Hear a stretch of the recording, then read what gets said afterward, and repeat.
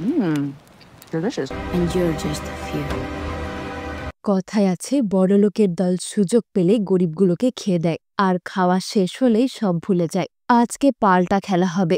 আজকের গল্পটাতে খাবার টেবিলে শুধু খাবার নয়, পরিবেশন হবে সুস্বাদু আসল খাবার, যা খেয়ে প্রত্যেক গরিব আঙ্গুল চুষবে। আপনি যদি গরিব হন তাহলে গল্পটা আপনারই জন্য, আর যদি খুব মালদার পার্টি হন তাহলেও কিন্তু সাবধান, আজ আপনাকে নিয়েই খেলা হবে। গল্পের শুরুতে 4 সদস্যের এক হাসি খুশি পরিবার দেখানো হয়। এই ভদ্রলোকের নাম জন। ইনি জনের স্ত্রী অ্যাস্থের। ফিলিপ তাদের একমাত্র ছেলে, আর তাদের পরিবারের সবচেয়ে ছোট সদস্য আলবা, তাদের একমাত্র মেয়ে। এখন সামার ভ্যাকেশন চলছে। বাচ্চাদের স্কুল ছুটি থাকায় পরিবারের সকলে মিলে ছুটি কাটাতে শহরের বাইরে যাচ্ছে। তবে কোনো এক কারণে দেশে দাঙ্গা বেঁধেছে। কিছু আন্দোলনকারী রাস্তা অবরোধ করে বিক্ষোভ করছে, সব বাস গাড়ি ভাঙচুর করছে। এসব দেখে ছোট্ট মেয়ে আলবা ভয় পেয়ে তার বাবাকে বলে, আমাদের গাড়িটাও কি ভেঙে ফেলবে বাবা? জন বলে, না না, আমাদের গাড়ি কি সস্তার গাড়ি নাকি? আমাদের গাড়ির সবকিছুই বুলেট প্রুফ। জনের কথাবার্তা শুনেই বোঝা যায় যে তারা বিশাল বড় লোক, আর তারা তাদের এই টাকা পয়সা শো অফ করতেই পছন্দ করে। ফিলিপের বয়স কিন্তু তেমন একটা নয়, তবে মা বাবার বেশি টাকা থাকলে তো ছেলে স্পয়েলড হবেই। অল্প বয়সে ছেলেকে স্মার্টফোন কিনে দেওয়ায় খুব এচড়ে পাকা হয়ে গেছে সে। সবকিছুতেই তার ব্লগ বানানো চাই। বাইরে মানুষ পুলিশের ভয়ে প্রাণ বাঁচাতে দিক বেদিক হয়ে ছুটছে, আর ফিলিপ গাড়িতে বসে এই সবকিছুর ভিডিও করছে। ঘটনাস্থলে পুলিশ আসায় ধীরে ধীরে সবকিছুই স্বাভাবিক হয়ে যায়। এরপর তারা পাহাড়ের রাস্তা দিয়ে তাদের ফার্ম হাউসে এসে পৌঁছায়। শহরের ব্যস্ততা, যানজট, পলিউশনে থেকে এতদিন পর তারা প্রকৃতির মাঝে খোলা বাতাসে নিঃশ্বাস নিতে পারছে। অ্যাস্থের ছুটিতে এসে ভীষণ খুশি। জন এবং ফিলিপ পৌঁছানোর সাথে সাথেই পুলের পানিতে ঝাঁপ দেয়। সিন শিফট হলে কিছু কম বয়সী ছেলেমেয়েকে দেখা যায়। তাদের মধ্যে একটা মেয়ের নাম থিওডোরা। সে এই বিশাল বড় বাড়ি পরিষ্কার করছে। তার 2 বন্ধু এক রাজকীয় বিছানায় শুয়ে আছে। আরেকটা ছেলে হাসি ঠাট্টা করতে করতে এই বাড়ির মালিকের মদের বোতলে ছোট কাজ করছে। এরপর ছেলেটা বারান্দায় দাঁড়িয়ে কিছু একটা দেখে থিওডোরা সহ সব বন্ধুদের ডাকে। এদিকে সেই দিন সন্ধ্যায় জন তার পরিবার নিয়ে লা ফন্টেন নামের এক 5 স্টার রেস্টুরেন্টে ডিনার করতে আসে। এখানে এসে তারা সকলে মিলে একটা কার্ড গেম খেলে, যে গেমে না দেখে একটা কার্ড তুলতে হবে, আর না দেখেই গেস করতে হবে এটা কি কার্ড। এই গেমে আলবা জিতে যায়। অ্যাস্থের তো তার মেয়ের এই হিডেন ট্যালেন্ট দেখে খুব অবাক হয়। সে আলবাকে বলে, বাহ, তুমি এটা কিভাবে করছো, আমাকেও শিখাবে? এ সময় হোটেল থেকে তাদের একটা ওয়েলকাম ড্রিঙ্কস দেওয়া হয়। ডিনার শেষে অ্যাস্থের ওয়াশরুমে আসে। সে ছুটিতে এসেও তার বিজনেস পার্টনারের সাথে কথা বলে। এ সময় এই ওয়াশরুমে সেই থিওডোরা নামের মেয়েটাকে দেখা যায়। থিওডোরা এই 5 স্টার হোটেলের একজন স্টাফ। সে ওয়াশরুমে টাওয়েল রাখতে এসেছে। তখন অ্যাস্থের ফোনে কথা বলতে বলতে হাত ধুচ্ছিল।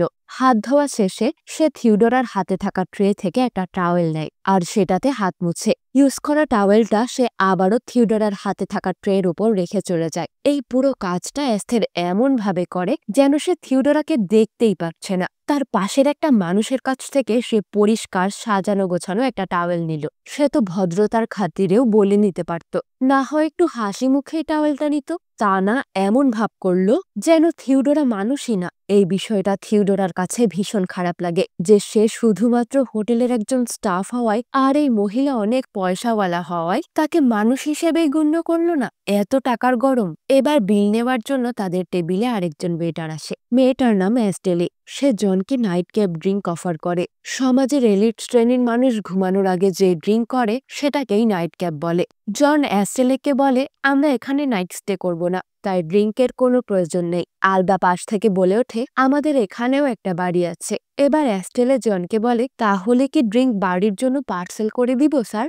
জন এতে রাজি হয়ে যায়। এদিকে থিওডোরা তার ডিউটি শেষ করে তাড়াহুড়ো করে একটা ছেলের বাইকে উঠে হোটেল থেকে বেরিয়ে পড়ে। খানিকক্ষণ পর জন এবং অ্যাস্থের তাদের বাচ্চাদের নিয়ে ফার্ম হাউসের উদ্দেশ্যে রওনা হয়। তখন রাস্তার পাশে থিওডোরা আর সেই বাইকার ছেলেটাকে দাঁড়িয়ে থাকতে দেখা যায়। ছেলেটা একটা ধারালো কিছু দিয়ে থিওডোরার হাতটা কেটে দিচ্ছে। সে থিওডোরাকে জিজ্ঞাসা করে, তুমি ঠিক আছো তো?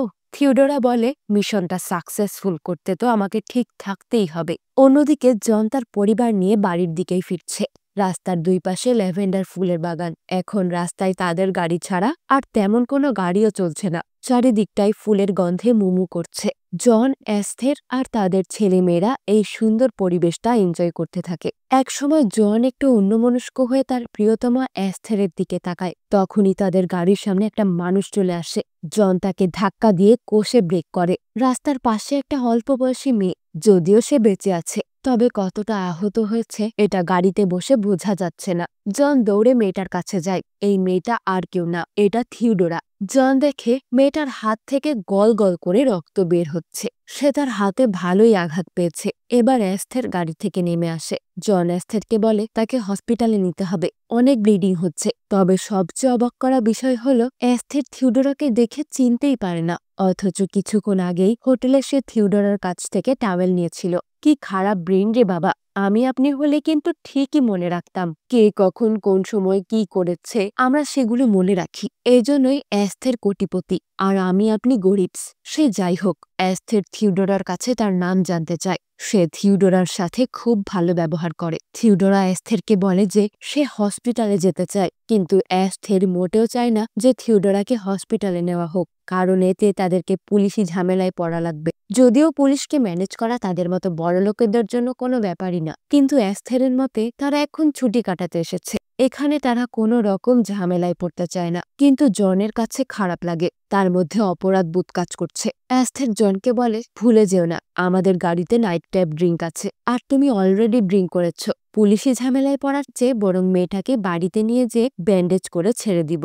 এস্থের থিওডোরাকে বলে হসপিটালে নয়, চলো তোমাকে আমরা আমাদের বাড়িতে নিয়ে যাই, আমি নিজেই তোমার যত্ন নিব। এরপর থিওডোরাও কিছু না ভেবেই এস্থেরের কথায় তাদের ফার্ম হাউসে চলে আসে। বাড়িতে ফিরেই এস্থের তাড়াহুড়ো করে থিওডোরার হাতের ওষুধ লাগিয়ে ব্যান্ডেজ করে দেয়। এস্থের থিওডোরাকে বলে তুমি চাইলে কয়েকদিন আমাদের বাড়িতে রেস্ট করতে পারো, তোমার হাতের ক্ষতটা সেরে আসলে তারপর তুমি চলে যেও। এরপর এস্থের তাকে একটা গেস্ট রুমে থাকতে দেয়। থিওডোরা ওয়াশরুমে গেলে এস্থের তার মুখ বন্ধ রাখার জন্য তার রুমের সাইড টেবিলে $320 রেখে যায়। এদিকে জন গ্যারেজে এসে তার গাড়ির সিট থেকে থিওডোরার রক্তগুলো পরিষ্কার করতে থাকে।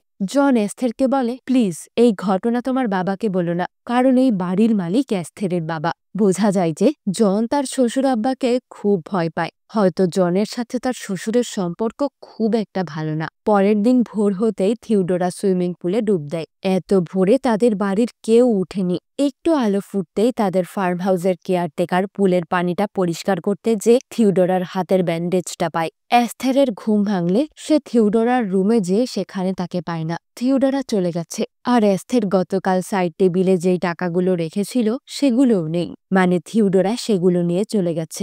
এস্থের তো এটা দেখে মনে মনে খুব খুশি হয়। সে এটা জনকে জানায় যে আপদ বিদেয় হয়েছে আর তাদের টেনশনও শেষ। এখন তারা নিশ্চিন্তে তাদের সামার ভ্যাকেশন এনজয় করতে পারবে। কিন্তু জনের মতে $320 চিকিৎসার জন্য খুব কম। ফিলিপ এইসব শুনে তার মাকে বলে তুমি তাহলে এই মেয়েটাকেও তোমার টাকা দিয়ে কিনে নিলে। দুপুর হতেই তাদের ফার্ম হাউসের টেলিফোনে একটা কল আসে। ছোট্ট আলবা কলটা রিসিভ করে তার বাবা জনকে জানায় গতকাল রাতের ওই মেয়েটা কল করেছে। সে গেটের সামনে দাঁড়িয়ে আছে। জন মেন গেটের সিসি ক্যামেরায় দেখে সত্যিই থিওডোরা ফিরে এসেছে।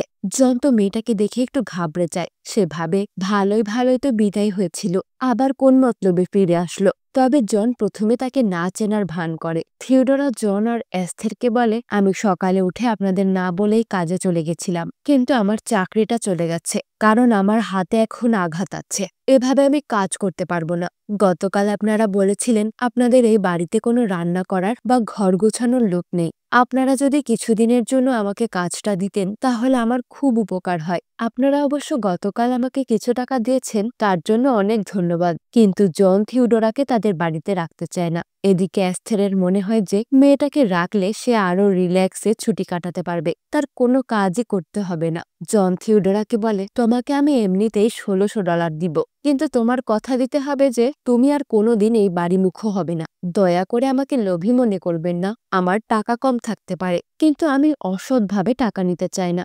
এস্থের জনের কথায় কোনো কান না দিয়ে নিজের কথা চিন্তা করে থিওডোরাকে তাদের বাড়ির পরিচারিকা বা সহজ ভাষায় কাজের লোক হিসেবে রেখে দেয়। এরপর থিওডোরা বাচ্চাদের ঘরে এসে তার ব্যাগ থেকে তার সব জিনিসপত্র কাপড় জামা বের করে। সে আলবাকে একটা লাইটার দেখিয়ে বলে দেখেছো, এটা কত সুন্দর, তুমি নিবে? আলবা বলে, না, আমি স্মোকিং পছন্দ করি না, আমাদের বাড়িতে স্মোকিং করা নিষেধ। এমন সময় ফিলিপ থিওডোরাকে বারান্দায় এসে স্মোক করতে বলে। থিওডোরা বাচ্চাদের তার লাইটার দিয়ে একটা মজার ট্রিক্স শেখায়। সে বাচ্চাদের সাথে অনেক গল্প করে। এদিকে জনের মন থেকে থিওডোরার অ্যাক্সিডেন্টের বিষয়টা যাচ্ছেই না। সে এখনো মেয়েটাকে নিয়ে ভয় আছে।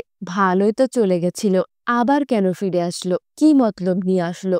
জন অ্যাস্থেরকে বলে, যতই বলো না কেন, মেয়েটাকে কাজ দেওয়া তোমার একেবারেই উচিত হয়নি। অ্যাস্থের সব বউদের জাতীয় ডায়লগ দিয়ে বলে, হ্যাঁ, আমি ছুটিতে এসেও কষ্ট করব, এটাই তো তুমি চাও। আমার শান্তি তোমার পছন্দ হবে কি করে? মাঝরাতে বাংলোর নিচতলা থেকে এক বীভৎস আওয়াজ ভেসে আসে। জন এটা শুনে নিচে আসলে দেখে ড্রয়িং রুমের মাটিতে একটা আহত পাহাড়ি বেজি পড়ে আছে। দেখে মনে হচ্ছে কোনো হিংস্র প্রাণী বেজিটার রক্ত চুষে খেয়েছে। তখনই থিওডোরা জনের পিছনে এসে দাঁড়ায়। জন এটা খেয়াল করেনি। থিওডোরা কথা বলে উঠলে জন ভীষণ ভয় পেয়ে যায়। থিওডোরা জনকে বলে, এগুলো জঙ্গল থেকে বাড়িতে চলে এসেছে, আপনার এদেরকে বিষ দিয়ে মেরে ফেলা উচিত, না হলে গোটা বাড়িতে হিংস্র পশুর উপদ্রব বেড়ে যাবে। থিওডোরা জনকে একটা লোহার রড দিয়ে বেজিটাকে মেরে ফেলতে বলে, কারণ বেজিটার এভাবে মৃত্যু যন্ত্রণা পেতে খুব কষ্ট হচ্ছে। এটার যা অবস্থা এমনিতেই মরে যাবে।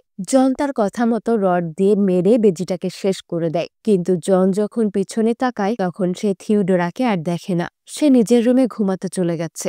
সকালে থিওডোরা বাচ্চাদের রুম পরিষ্কার করার সময় তার পকেট থেকে লাইটার আর এক প্যাকেট সিগারেট বের করে আলবার টেবিলে রেখে দেয়। থিওডোরা আলবাকে কেন স্পয়েল করতে চাইছে এটা বোঝা যায় না। এরপর সে আবারও ঘর পরিষ্কার করতে শুরু করে। খানিকক্ষণ পর জন তার ছেলে ফিলিপকে নিয়ে সকাল সকাল সাইকেলিং করতে বেরিয়ে যায়। এমন সময় অ্যাস্থের হঠাৎ পিছন থেকে এসে ভ্যাকিউম ক্লিনারের প্লাগটা খুলে ফেলে। অ্যাস্থের থিওডোরাকে বলে, প্লিজ, আমি বাসায় থাকলে ভ্যাকিউম ক্লিনার দিয়ে ঘর পরিষ্কার করবে না। এই শব্দ শুনলেই আমার মাথা ব্যথা শুরু হয়। আমি বাড়িতে না থাকলে তখন তুমি করো, নয়তো ভ্যাকিউম ক্লিনার ছাড়াই পরিষ্কার করো। সেদিন দুপুরে আলবা তার টেবিলে বসে পেইন্টিং করার সময় তার বারবার থিওডোরার লাইটারের দিকেই চোখ যাচ্ছে। অবশেষে আলবা লাইটার নিয়ে খেলা শুরু করে। সে থিওডোরার মতো ট্রিক্সটা করার চেষ্টা করে। এরপর সে থিওডোরার সাথে তার পছন্দের সিরিজ হ্যারি পটার নিয়ে কথা বলতে থাকে। থিওডোরাও হ্যারি পটার সিরিজ পছন্দ করে। হঠাৎ আলবা থিওডোরাকে জিজ্ঞাসা করে, তোমার হাতের ক্ষতটা এখন কেমন আছে?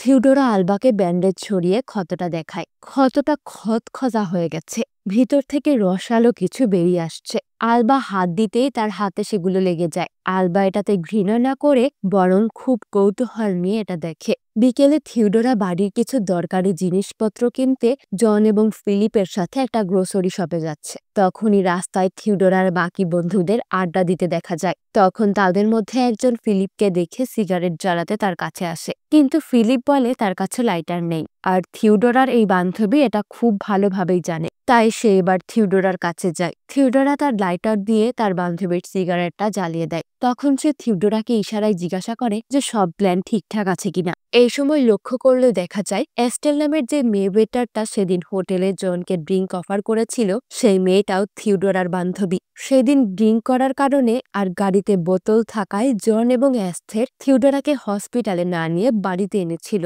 তার মানে এটা পরিষ্কার যে এই পুরো গ্রুপটার একটা বড় প্ল্যান আছে। এরপর তারা গ্রোসারি শপে আসে। এখানকার টিভি দেখে জানা যায় যে শহরের অবস্থা এখনো খারাপ। সব অফিস আদালত বন্ধ হয়ে গেছে।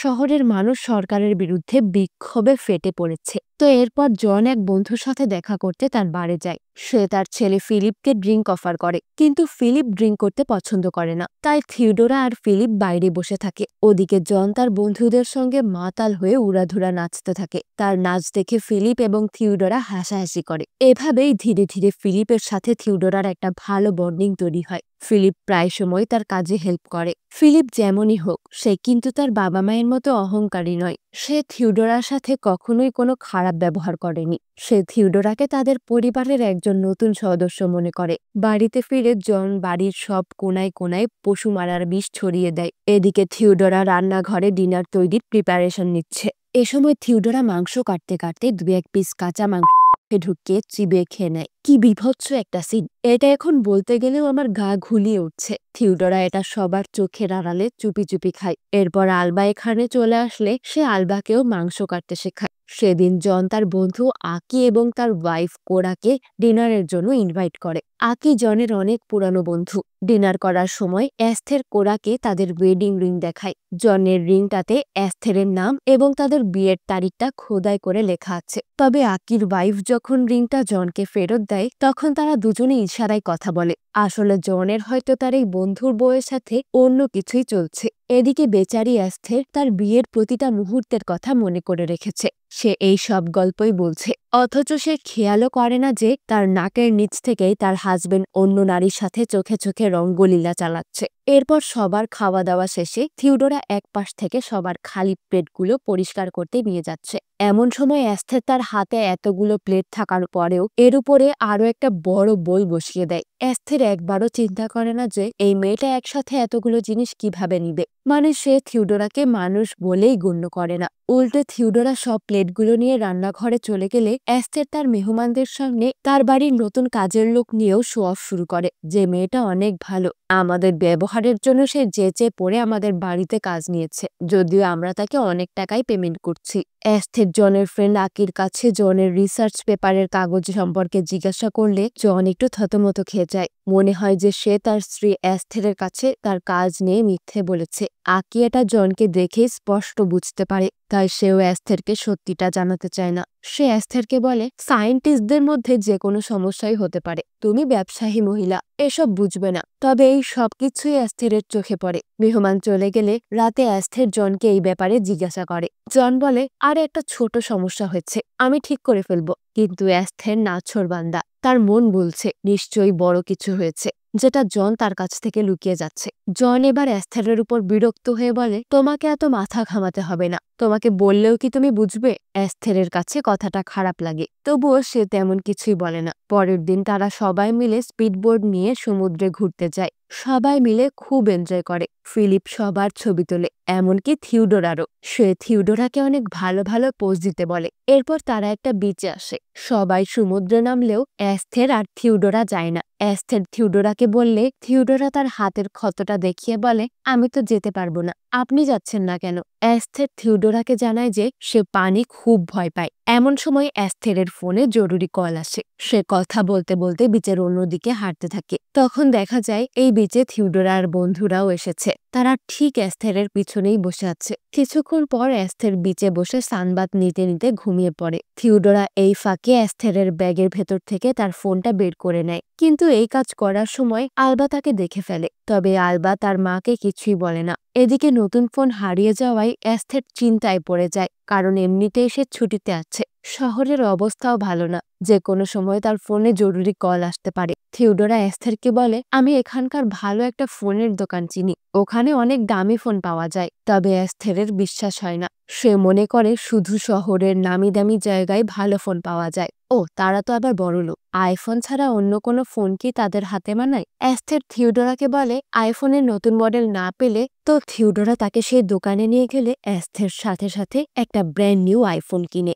নতুন ফোন কিনেই অ্যাস্থের আবারও তার অফিসের মিটিং করতে শুরু করে। এদিকে থিওডোরা বাইরে সুন্দর পরিবেশ এনজয় করতে করতে সিগারেট খাচ্ছে। অ্যাস্থের তাকে দেখে মনে মনে ভাবে, আরে ভ্যাকেশনে এসে তো আমি নই, বরং আমার থেকে আমার কাজের লোক বেশি এনজয় করছে। তাই অ্যাস্থের ফোন বাদ দিয়ে থিওডোরার সাথে সিগারেট আর প্রকৃতির উপর ফোকাস করে। একসাথে সিগারেট খেতে খেতে অ্যাস্থের থিওডোরাকে বলে, তুমি কি কখনো কল্পনা করেছিলে যে তোমার জীবনটা এভাবে বদলে যাবে? থিওডোরা না বলতেই অ্যাস্থেরের হাসি যেন ফেটে পড়ে। সে বলে, আমিও না, কেমন বোকার মতো প্রশ্ন করছি, তুমি তো এতদিন জীবনের মজাই বুঝোনি, তোমার জীবন তো আমি পাল্টে দিলাম। এর আগে তোমার জীবনে কি আর এমন ঘটেছে? অ্যাস্থের এমন ভাবে কথাগুলো বলে যেন টাকা পয়সা না থাকলে মানুষের জীবনটা কোনো জীবনই না। গরিব মানুষ যেন তার কাছে জীবজন্তুর মতো। গরিবদের জীবনটা জীবনই না, বাঁচুক মরুক কিছুই যায় আসে না। থিওডোরা বলে, আপনিও তো ভীষণ ব্যস্ত মানুষ, জীবনের মজা নিতে পারেন কিভাবে? অ্যাস্থের কিছুক্ষণ চুপ থেকে বলে, আসলে সত্যিই মাঝে মাঝে হারিয়ে যেতে ইচ্ছা করে, যদি এই ব্যস্ত জীবন থেকে কোথাও অদৃশ্য হতে পারতাম। থিওডোরা বলে, তো সমস্যা কি, হারিয়ে যান। রাতে ফার্ম হাউসে এসে অ্যাস্থের থিওডোরার কথাগুলোই ভাবতে থাকে, সত্যিই কি সে সব ব্যস্ততা এত টেনশন ছেড়ে হারিয়ে যেতে পারবে? অ্যাস্থেরের রাতে ঘুম হয় না, তাই সে প্রতিদিন ঘুমের ওষুধ খেয়ে ঘুমায়। এদিকে ফিলিপ না ঘুমিয়ে আজকে তার ফোনে রেকর্ড করা ছবি ভিডিওগুলো দেখছে। কিন্তু সব ভিডিওর মাঝে সে শুধুই থিওডোরাকে দেখছে। ফিলিপ মনে মনে থিওডোরাকে পছন্দ করবে নাই বা কেন? এমনি তো ফিলিপ অল্প বয়সে পেকে যাওয়া ছেলে, তার উপর তার মা বাবা তার বয়সে একজন কাজের মেয়েকে রেখেছে। মেয়েটা তো দেখতে শুনতেও খারাপ নয়। ওদিকে বিছানায় এসে এস্থের তার ফোন নিয়েই ব্যস্ত হয়ে আছে। তখন জন তাকে বলে, আমি যদি তোমার আইফোন হতাম তাহলে তুমি আমার জন্যেও পাগলামি করতে, আমাকে নিয়েই ব্যস্ত থাকতে। এস্থের কথাটা শুনে হেসে ওঠে। জন এস্থেরকে কিস করে তার কাছাকাছি আসতে চাইলে এস্থের বলে, আমি ঘুমের ওষুধ খেয়ে ফেলেছি, আমার এখন এসব করতে ভালো লাগছে না, ঘুম পাচ্ছে।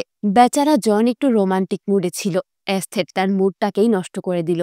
ভোরবেলায় জন সাইকেলিং করতে বাইরে যাচ্ছে। এমন সময় থিওডোরা জনকে তার বাইসাইকেল নিয়ে প্রশ্ন করতে থাকে। জন বলে, তুমি সাইকেল চালাবে? এরপর সে থিওডোরাকে ফিলিপের সাইকেলটা দেয়। জন থিওডোরার সাথে সাইকেলিং রেস করে। থিওডোরা জনকে একটা গাছের ফল পেড়ে খাওয়ায় আর নিজেও খায়। আর থিওডোরা ইচ্ছে করেই এমনভাবে খায় যেন জন তার প্রতি আকৃষ্ট হয়। বাড়িতে ফিরে থিওডোরা এস্থেরের জন্য কফি বানিয়ে দেয়। এস্থের এখনও ল্যাপটপে কাজ করছে। থিওডোরা তাকে বলে, নিজেকে ভালোবাসুন, নিজের যত্ন নিন, পরে কাজ করবেন। এরপর থিওডোরা এবং ফিলিপ নিজেদের ছবি তুলতে ব্যস্ত হয়ে যায়। অন্যদিকে জন আবারও তার স্ত্রীকে কাছে পেতে চায়। আর আলবা তার ঘরের বিছানায় শুয়ে থিওডোরার কথাই ভাবছে। সে মনে মনে ভাবে, থিওডোরা কেন মায়ের ফোনটা চুরি করলো? আমি কি মাকে বলবো নাকি বলবো না? এসব ভাবতে ভাবতে আলবা একটা সময় এসে তার মাকে সব বলে দেয়। কিন্তু গত 2 দিন থেকে থিওডোরা এস্থেরের ব্রেন এমনভাবে ওয়াশ করেছে যে এখন এস্থের তার নিজের মেয়ের থেকে থিওডোরাকেই বেশি বিশ্বাস করছে। তবুও এস্থের আলবার সামনে থিওডোরাকে ডেকে আনে, কিন্তু থিওডোরা আদর করে জিজ্ঞাসা করার নামে আলবার সামনে সম্পূর্ণ পোল্টি খেয়ে বসে।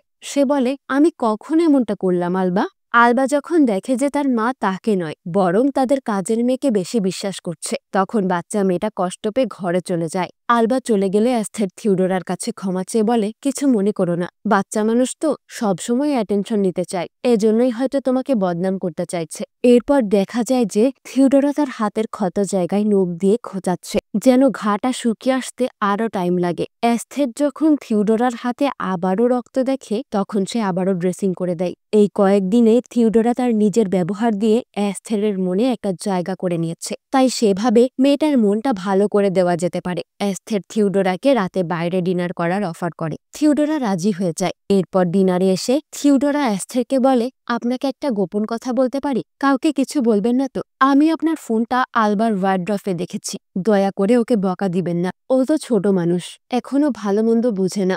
এস্থের বলে, আসলে আমার মেয়েটা আমার সাথে কাউকে সহ্য করতে পারে না, সে ভীষণ পজিটিভ। আলবা মনে হয় তোমাকে নিয়ে জেলাস। সে রাতে ডিনার শেষে থিওডোরা এস্থেরকে বলে, পার্টিতে যাবেন? আমার বন্ধুরা আছে, চলেন আজ রাতটা আমরা দুজনে এনজয় করি। যখন তারা দুজনে পার্টিতে আসে তখন দেখা যায় এখানে থিওডোরার সব বন্ধুরা আছে।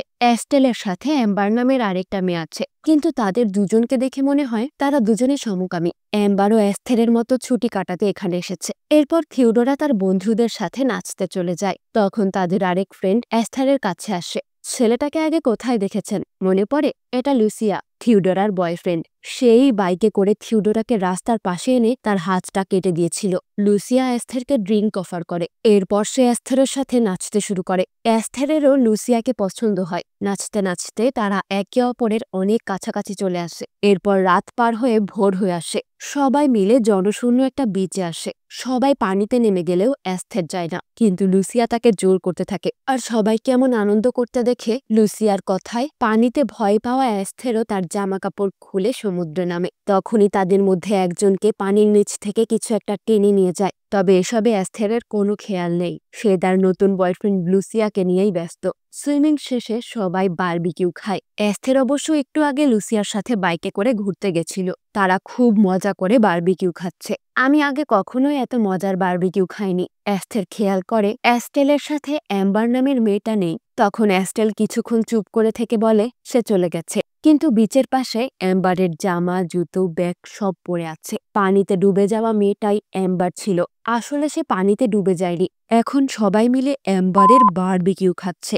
এজন্যই মনে হয় বারবিকিউটা এতটা মজা। বাড়িতে ফিরে ক্লান্ত এস্থের ঘুমিয়ে পড়ে। সে গতরাতে সারা রাত অনেক মজা করে বাইরে কাটিয়েছে। এদিকে জন কোনো একটা বিষয় নিয়ে বেশ চিন্তিত হয়ে আছে।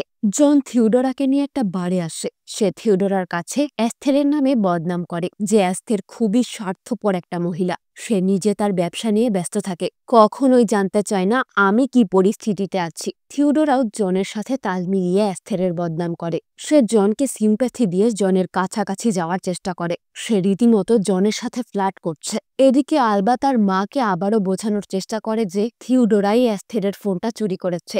সে বলে, মা বিশ্বাস করো, ও একটা চোর। ওর জামা কাপড়ের সাথে আমি তোমার ইনারটাও দেখেছি। ও তোমার ইনারটাও চুরি করেছে। ওকে তুমি এই বাড়ি থেকে তাড়িয়ে দাও। কিন্তু অ্যাস্থের মেয়ের কথা শুনে আরো বেশি করে শিওর হয়ে যায় যে থিওডোরা নির্দোষ। কেউ কি কখনো কারো ইনার গার্মেন্টস চুরি করতে পারে নাকি? অ্যাস্থের আলবাকে বুঝিয়ে বলে, সেই সোনা, মিথ্যা বলতে হয় না। তুমি কেন শুধু শুধু ওকে চোর বলছো? ও এরকম না, তোমার ভুল হচ্ছে। আমি তোমাকে কত ভালোবাসি, তুমি তো আমার আদরের মেয়ে। অ্যাস্থের থিওডোরার কথা মতো আলবার ওয়ার্ড্রবে জামা কাপড়ের নিচে তার আগের ফোনটা খুঁজে পায়। সে বুঝতে পারে যে আসলে থিওডোরা চোর না, তার নিজের মেয়ে আলবাই থিওডোরাকে চোর সাজানোর চেষ্টা করছে। তবে জন ঠিকমতো অ্যাস্থেরের সাথে কথাও বলছে না। তাই অ্যাস্থের বারবার জনকে জিজ্ঞাসা করে, তোমার কি হয়েছে? জন কিছুই বলে না। অ্যাস্থের বলে, তোমার রিসার্চ পেপারে কোনো সমস্যা হয়েছে তাই না? এটাই তো তুমি আমার থেকে লুকাতে চাচ্ছ।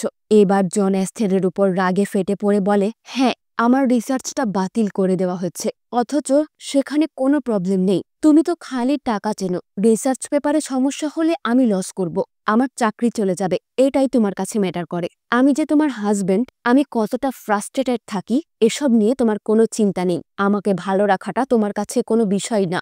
জনের এসব কথা শুনে অ্যাস্থের মন খারাপ করে ঘরে শুয়ে থাকে। তখন থিওডোরা তার কাছে এসে তাকে লেমন জুস দেয় আর তার সাথে অ্যাস্থেরের নতুন বয়ফ্রেন্ড লুসিয়ার লেখা একটা চিঠি দিয়ে বলে, ছেলেটা তোমার জন্য পাগল হয়ে গেছে, ডেটের জন্য তোমাকে ইনভাইট করেছে। চিঠিটা হাতে পেয়ে অ্যাস্থের খুব খুশি হয়। পরের দিন ভোর হতেই অ্যাস্থের ব্যাগ গুছিয়ে বেরিয়ে পড়ে। সে লুসিয়ার কাছে চলে যায়। অ্যাস্থের চলে যেতেই থিওডোরা বাড়িটাতে নিজের রাজত্ব শুরু করে। সে ব্রেকফাস্ট টেবিলে অ্যাস্থেরের জায়গায় বসে ব্রেকফাস্ট করে। সবাইকে ব্রেকফাস্ট তুলে দেওয়ার বদলে সে নিজেই গপগুপিয়ে খেতে থাকে। থিওডোরাকে দেখে মনে হয় যে অ্যাস্থেরের অনুপস্থিতিতে সেই এখন বাড়ির মালকিন। এরপর থিওডোরা তার বন্ধুদের এই বাড়িতে আনে। অ্যাস্থের অবশ্য যাওয়ার আগে জনের বন্ধু আকির ওয়াইফকে মেসেজে বলে গেছে যেন কয়েকদিন সে অ্যাস্থেরের বাড়িতে যেয়ে থাকে, তার পরিবারের যত্ন নেয়। কিন্তু অ্যাস্থের তো আর জানে না সে যাকে দায়িত্ব দিয়েছে সেই মহিলা আগে থেকেই অ্যাস্থেরের স্বামীকে খুশি করার দায়িত্ব নিয়ে বসে আছে। তবে এতে জনের জন্য ভালোই হলো। অ্যাস্থের ওদিকে তার বয়ফ্রেন্ড লুসিয়াকে নিয়ে ব্যস্ত, আর এদিকে জন তার বন্ধুর বউ কোরার সাথে ভালো সময় কাটাতে পারছে। আর থিওডোরাও বড় লোকেদের বাড়িতে বন্ধু বান্ধব নিয়ে আমোদ ফুর্তি করতে পারছে। অন্যদিকে ফিলিপও মনে মনে থিওডোরার চিন্তায় মগ্ন। তার একাকিত্ব কাটানোর মতো কোনো মানুষ নেই। সে সবটা নিজের চোখেই দেখছে। ছোট্ট মেয়েটা নিজের চোখে তার পরিবারটাকে নষ্ট হতে দেখছে, তবুও সে কিচ্ছু করতে পারে না। আলবা একাকিত্বের কারণে সাইকো হয়ে যাচ্ছে। সে একাই কথা বলে, একা একাই থিওডোরার লাইটারটা নিয়ে খেলা করে। কেউ তাকে সঙ্গ দেয় না। তবে কোরা থিওডোরার সম্পর্কে জনের কাছে নালিশ করে যে তোমাদের কাজের মেয়ের এত সাহস হয় কিভাবে? সে বন্ধু বান্ধব নিয়ে বাড়িতে এমনভাবে এনজয় করছে মনে হচ্ছে এটা ওর নিজের বাড়ি। এবার থিওডোরা আলবাকে সঙ্গ দেয়। ছোট্ট মেয়েটা পরিবারের সকলকে হারিয়ে যখন থিওডোরাকে তার পাশে পায় তখন তার মনে হয় যে থিওডোরাই ঠিক, সেই ভালো মানুষ। সেদিন মাঝরাতে থিওডোরা তার ঘরে একটু খোলামেলা হয়ে শুয়েছিল। তখন জানালার বাইরে থেকে ফিলিপ লুকিয়ে লুকিয়ে থিওডোরার খারাপ ছবি তুলে। থিওডোরা এটা টের পেলে ফিলিপ লজ্জায় পড়ে যায়। কিন্তু অবাক করা ব্যাপার হলো থিওডোরা এটার জন্য তাকে কিছুই বলে না। ওদিকে অ্যাস্থের সারাদিন লুসিয়ার সাথে অনেক বিচে ঘুরে বেড়ায়, আর একটা জনশূন্য বিচে এসে তারা ইন্টিমেট হয়। রাতে তারা খুব ক্লান্ত হয়ে বাড়ি ফিরে আসে, কিন্তু মাঝরাতে অ্যাস্থেরের ঘুম ভেঙে যায়। তার প্রচণ্ড পিপাসা পেয়েছে। অ্যাস্থের ফ্রিজ থেকে ঠান্ডা পানি বের করতে গেলে দেখে ফ্রিজে ছোট ছোট পোটলায় করে মাংস রাখা আছে। অ্যাস্থের বুঝতে পারে না এগুলো কিসের মাংস আর এভাবে রাখা আছে কেন। তখন লুসিয়া চলে আসতেই অ্যাস্থের কেঁপে ওঠে। অ্যাস্থের লুসিয়াকে এটা নিয়ে জিজ্ঞাসা করলে লুসিয়া বলে, আসলে আমি ব্যাচেলার মানুষ তো, তাই প্রতিদিনের খাওয়ার মতো মাংস আলাদা আলাদা করে রাখি। অ্যাস্থের বলে, মাংসগুলো ফ্রিজারে রাখো, এভাবে নর্মাল ফ্রিজে রাখলে তো পচে যাবে। এর মধ্যে অনেকগুলো অলরেডি পচে গেছে। সেদিন এস্টেলের বার্থডে ছিল, সবাই তার পার্টিতে যাবে, তাই থিওডোরাও জনের কাছে পারমিশন নেয়। জন তো এমনিতেই তার উপর একটু দুর্বল, তাই সে কিছু না ভেবেই পারমিশন দিয়ে দেয়। এদিকে লুসিয়া অ্যাস্থেরকে নিয়ে পার্টির জন্য বেরিয়ে পড়ে। এখানে অ্যাস্থের আরেকটা ছেলের সাথে কথা বলে জানতে পারে যে অ্যাস্টেল নামের যেই মেয়েটার আজকে জন্মদিন সে একটা হোটেলের ওয়েটার, এমনকি তাদের গ্রুপের সকলেই সেই হোটেলেই চাকরি করে। কথাটা শুনে অ্যাস্থেরের মনে একটু খটকা লাগে। সে ছেলেটাকে বলে, হোটেলটার নাম কি বলতো? ছেলেটা বলে, লা ফন্টেন, অর্থাৎ এটাই সেই হোটেল যেটাতে অ্যাক্সিডেন্টের দিন অ্যাস্থের তার পরিবার নিয়ে ডিনার করতে গেছিল। পার্টিতে থাকা সবাই এস্থেরের দিকে রহস্যজনকভাবে তাকিয়ে আছে। এস্থের বুঝতে পারে সে কোনো একটা ট্র্যাপে ফেসে গেছে, হয়তো সে বিপদে পড়বে। এস্থের দ্রুত জনকে কল করে, কিন্তু জন কলটা রিসিভ করে না, তাই সে জনকে একটা ভয়েস মেসেজ পাঠায়। তখনই লুসিয়া চলে আসলে এস্থের নিজেকে শান্ত করে ওয়াশরুমে চলে যায়, কিন্তু এস্থের দেখে এই ওয়াশরুমে পানির সাথে তাজা রক্ত বেরিয়ে আসছে, তাই সে পাশের একটা ওয়াশরুমে যায়। এখানে এস্টেল নামের মেয়েটা, মানে যার আজকে জন্মদিন, সে একটা ছেলেকে হিংস্র পশুর মতো তাকে চিবিয়ে খাচ্ছে। এটাই সেই ছেলেটা যার সাথে এস্থের একটু আগেই কথা বলছিল। এসব দেখে তো এস্থেরের মাথা খারাপ হয়ে যায়। সে পালানোর জন্য ছটফট করে, কিন্তু দরজার সামনে থিউডোরা দাঁড়িয়ে আছে। সে এস্থেরকে যেতে দেয় না। এস্থের বলে, আমাকে যেতে দাও, আমি তো তোমাকে বন্ধু ভেবেছিলাম। এবার থিউডোরা বলে, কি বন্ধু? না না, অসম্ভব, আমরা আবার তোমার বন্ধু হতে পারি নাকি? আমরা তো নিচু শ্রেণীর লোক, আমাদের তো তোমরা মানুষই মনে করো না, তাহলে আমরা কিভাবে তোমার বন্ধু হব বলো? আমি তো কাজের লোক। কিন্তু এবার তোমার পালা। আমাকে যেমন তুমি মানুষ ভাবনি, আমিও তোমাকে মানুষ হিসেবে দেখি না। তুমি আমার খাবার, সরি, আমাদের সবার খাবার। তখন এস্থের পিছনে তাকিয়ে দেখে পার্টিতে থাকা সবাই এস্থেরের দিকে লালসার চোখে তাকিয়ে আছে। এমন সময় লুসিয়া ভিড় ঠেলে এস্থেরের কাছে আসে। এস্থের মনে করে লুসিয়া হয়তো তাকে বাঁচাবে। সে এস্থেরকে কিস করতে গেলে এস্থের চোখ বন্ধ করে নেয়, কিন্তু লুসিয়া এস্থেরের ঘাড়ে কামড় দিয়ে তার রক্ত চুষে নেয়, আর আশেপাশে থাকা সবাই তার উপর ঝাঁপিয়ে পড়ে। মাঝরাতে চিৎকারের শব্দে জনের ঘুম ভেঙে যায়। জন জানালা থেকে বাইরে তাকিয়ে দেখে থিওডোরা তার সব বন্ধু-বান্ধব নিয়ে পুলে এনজয় করছে। জনের ভীষণ রাগ হয়। সে থিওডোরার সাথে খুব বাজে ব্যবহার করে বলে, তোমার কত বড় সাহস, এভাবে আমাকে না জানিয়ে আমার বাড়িতে এদেরকে নিয়ে বেহায়াপনা করছো? সে বলে, এখনই এদেরকে বের করো, আর এই জায়গাটা পরিষ্কার করো। থিওডোরা বলে, ঠিক আছে, সকালের মধ্যেই সব পরিষ্কার করে ফেলবো। জন চলে গেলে তারা আবারও চিৎকার করে পুল পার্টি করে, যেন জনের কথায় থিওডোরা কোনো গুরুত্বই দেয় না। কোরা বেরিয়ে এসেছে। জন কোরাকে বলে, কোথায় যাচ্ছ? কোরা বলে, আগেই আবর্জনাগুলোকে বের করো, তারপর আমি আসব। জন খুব বিরক্ত হয়ে বসে থাকে। এমন সময় চিলেকোঠার ওপর থেকে প্রচন্ড শব্দ হয়। জন কিসের শব্দ সেটা দেখতে মই নিয়ে উপরে যেতে গেলে থিওডোরা তাকে পিছন থেকে ডাকে। জন পিছন ফিরতেই দেখে থিওডোরা তার বন্ধুদের সাথে হাতের রড নিয়ে দাঁড়িয়ে আছে। জন কিছু বুঝে ওঠার আগেই দেওয়ালের রক্তের ছিটা এসে পড়ে, আর এরপর জনের সাথে কি হয় তা তো আমরা সবাই জানি। ভোর হতেই ফিলিপ নাইট পার্টি শেষ করে বাড়িতে ফিরলে বাড়িতে কাউকে খুঁজে পায় না। পুলের পাশে থিওডোরার বন্ধুরা ঘুমিয়ে আছে, থিওডোরাও সেখানেই আছে। তার কোলে আলবা ঘুমাচ্ছে, আলবার হাতে থিওডোরার লাইটার। বাইরে থেকে এসে ফিলিপের খুব ক্ষুধা লেগেছে। সে ফ্রিজে গ্রিল করা মাংস দেখে। সে সেটাকে পিস করে ওভেনে গরম করে সসে ডুবিয়ে খায়। মাংসটা খুব সুস্বাদু। এমন মাংস ফিলিপ আগে কখনোই খায়নি, কিন্তু খেতে খেতে তার মুখে শক্ত কিছু বেঁধে যায়। ফিলিপ এটা উগলে ফেললে দেখে এটা তার বাবার ওয়েডিং রিং মাংসের ভেতরে ছিল। তবে এতক্ষণে থিওডোরা তার বন্ধুদের সহ বাড়ি থেকে বেরিয়ে গেছে। সে তার সাথে আলবাকেও নিয়ে যায়, মানে আলবাও এখন থেকে তাদের দলের হয়েই থাকবে। এখানেই আমার আজকের গল্পটা শেষ হয়। আপনারাও কি মজাদার সুস্বাদু মাংস খেতে চান? কমেন্ট করে জানান। ততক্ষণ পর্যন্ত মিস রিক্যাপের সাথেই থাকুন।